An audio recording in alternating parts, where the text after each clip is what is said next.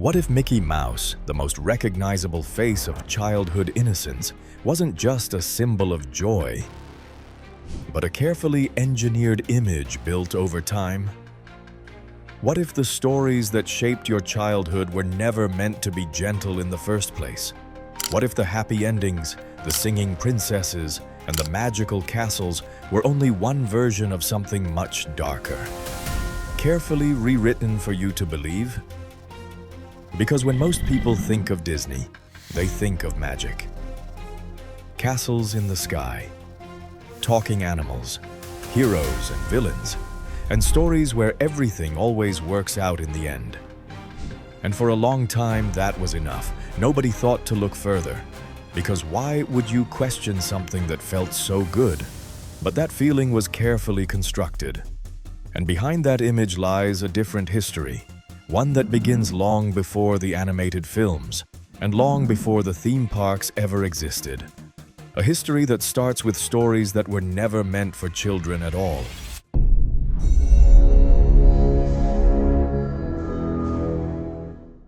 Before Disney, fairy tales were not magical. They were warnings. Stories passed down through generations were often brutal, symbolic, and deeply unsettling. Not designed to comfort children, but to teach survival. Take The Little Mermaid, for example. In the original version by Hans Christian Andersen, there is no cheerful underwater romance. Every step the mermaid takes feels like walking on sharp blades. When she tries to become human, she doesn't win the prince's love. She watches him marry someone else, and in the end, she is not saved. She dissolves into sea foam, disappearing completely. Then there is Cinderella. Most people remember the glass slipper and the happy ending, but in the older Brothers Grimm version, the stepsisters are desperate to fit into the shoe. One cuts off her own toe, the other cuts off her heel. Blood is literally used to force their way into a fantasy. And even after the wedding, justice arrives in a violent way, not forgiveness, but punishment. And Pinocchio is even darker. In Carlo Collodi's original story, Pinocchio is not a lovable puppet. He is cruel, impulsive, and dangerous. At one point, he even kills the talking cricket that tries to guide him. And later, he is hanged from a tree and left for dead. These were not bedtime stories. They were survival stories disguised as fantasy. But then, Disney arrived, and slowly, carefully, almost invisibly, those stories were changed, not erased, rewritten. And that leads to a bigger question. Why would a company reshape something so dark into something so perfect?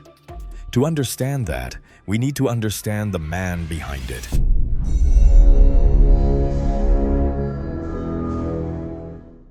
Walt Disney was not just an artist, he was an obsessive builder of worlds. To the public, he became Uncle Walt, a warm, friendly face associated with imagination, innocence, and family entertainment. A man who built happiness from drawings and turned dreams into reality. But behind that image was a very different reality. Walt Disney was known for being deeply controlling over his studio. Every detail mattered.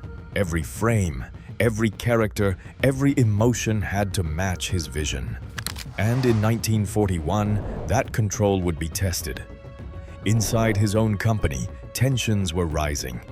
Animators were overworked, underpaid, and demanding better conditions. They wanted recognition not just as workers, but as creative artists. When they organized and went on strike, it didn't just become a labor dispute, it became a personal conflict. Walt Disney reportedly saw the strike not as negotiation, but as betrayal.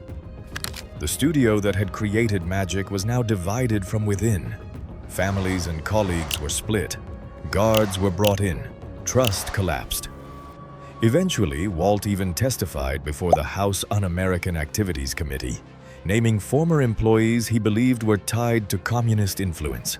He named names, publicly, in front of Congress. Among those he identified were animators and writers who had worked closely alongside him, people who had helped build the very films that made Disney famous. Some of them lost work because of it. Some were blacklisted entirely, their careers ending quietly, while the studio they helped create continued to grow. What makes this moment complicated is not just what Walt did, but what it revealed. For him, the studio was not just a workplace, it was his world. And anyone who threatened that world, whether through a labor dispute or a political association, became something closer to an enemy. To supporters, he was protecting his company. To critics, it showed something more complicated, a man willing to defend his vision at any cost. But this wasn't the end of Disney's transformation, because while the company struggled internally, something much larger was beginning to form outside of it. A system that would eventually turn Disney into something far bigger than a studio, an empire.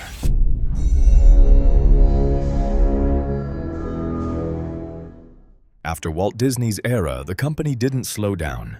It expanded, aggressively, deliberately, and at a scale most people never stopped to measure. In 2006, Disney acquired Pixar for $7.4 billion, bringing Toy Story, Finding Nemo, and The Incredibles under one roof. 4 years later, it purchased Marvel Entertainment for $4 billion, gaining access to over 5,000 characters and eventually building the highest-grossing film franchise in history. Then, in 2012, it bought Lucasfilm for $4 billion more, absorbing Star Wars, one of the most valuable fictional universes ever created. And in 2019, it completed the acquisition of 21st Century Fox for over $71 billion, adding The Simpsons, Avatar, and X-Men to an already staggering portfolio. In total, Disney spent over $150 billion in acquisitions over roughly 2 decades. What this meant was simple, but powerful. Disney was no longer just competing in entertainment. It was becoming entertainment. From animated films to superhero universes to space operas, entire generations were now growing up inside stories that ultimately traced back to one company. And it didn't stop at movies. Disney built theme parks that turned stories into physical worlds. It created merchandise lines that brought characters into homes. It built streaming platforms that controlled what people watched at home. Slowly, almost invisibly, Disney stopped being just a storyteller. It became the environment where stories exist. But there's another side to that expansion, because when a single company becomes responsible for so many stories, it doesn't just influence what people watch, it influences what people believe childhood is supposed to feel like. And that brings us to the parts of Disney that exist not in films, but in the real world.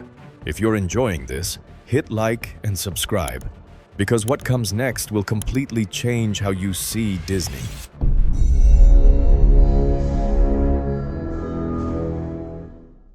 Disney parks are often described as the happiest places on Earth.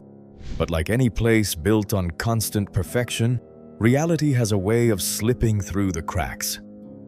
Over the years, strange stories have surfaced from inside the parks, not always dark in a dramatic sense, but unusual enough to blur the line between myth and reality. One of the most repeated stories comes from Disneyland itself, where staff quietly manage a population of feral cats living within the park boundaries. They are not pets, but they are tolerated, because at night they serve a purpose no one advertises, controlling rodents in a place that must remain visually perfect during the day. Then there is something far more unsettling and far more documented.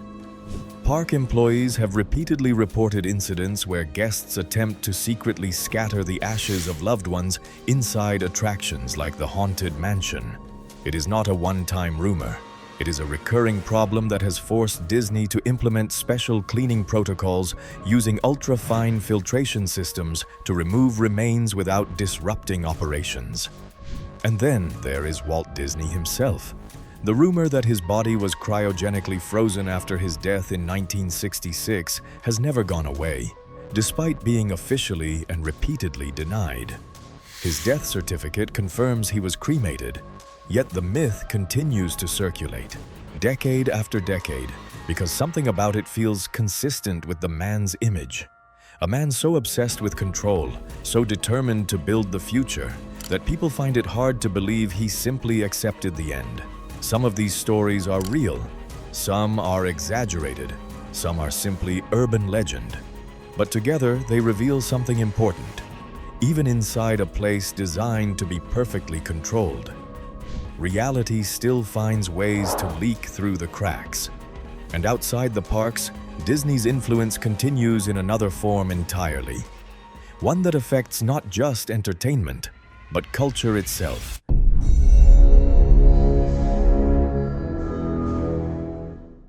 In the modern era, Disney is not just a film company. It is one of the most powerful cultural forces in the world. But with that power has come scrutiny. Older films have been re-examined for stereotypes and outdated portrayals. Over time, entire works have come to represent how entertainment reflects the era it was created in, and why some of those portrayals are no longer acceptable. One of the clearest examples of this shift is Song of the South, released in 1946. The film depicted black characters through outdated racial stereotypes and presented a romanticized version of the post-Civil War South, a portrayal that drew criticism even at the time of its release and became increasingly controversial in later decades. Over time, Disney distanced itself from the film, refusing to release it on home video in the United States and keeping it absent from Disney+. Yet the story it came from didn't disappear. Instead, it resurfaced in another form, one that millions experienced without thinking about its origins. The ride Splash Mountain, built inside Disney parks, was based on the same source material. For decades, it remained a popular attraction, while controversy around its origins continued quietly in the background. It was finally re-themed in 2023. A story removed from circulation still shaped a physical experience for nearly 80 years. And this is where something subtle becomes visible. Disney's influence does not end with films. It extends into physical spaces, experiences, and memories that feel separate from corporate decisions. At the same time, Disney's dominance in entertainment has raised questions about how much influence one company should have over global storytelling. When Disney owns multiple major studios, franchises, and distribution platforms, it doesn't just compete in the market. It shapes the market itself. Supporters see this as innovation and efficiency. Critics see it as a concentration of cultural power. And the audience continues watching, often unaware of how few companies shape the stories they consume. But all of this leads to a deeper realization. Because whether it is fairy tales, theme parks, or billion-dollar franchises, Disney has always been doing the same thing.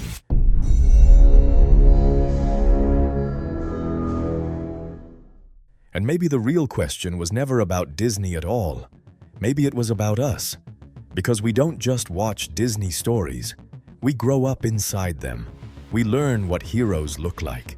We learn what happiness should feel like. We learn what a perfect ending is supposed to mean. And years later, even when we know how films are made, how companies operate, how stories are rewritten, something in us still responds the same way when that music starts or when that castle appears on screen.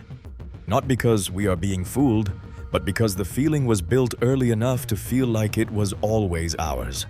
So the question isn't really how Disney became powerful. The question is how something designed as entertainment became part of how we understand reality itself. And once you see that clearly, you don't really go back to watching it the same way again. If this made you see Disney differently, leave a like, drop a comment with your thoughts, and subscribe, because we break down stories like this every week.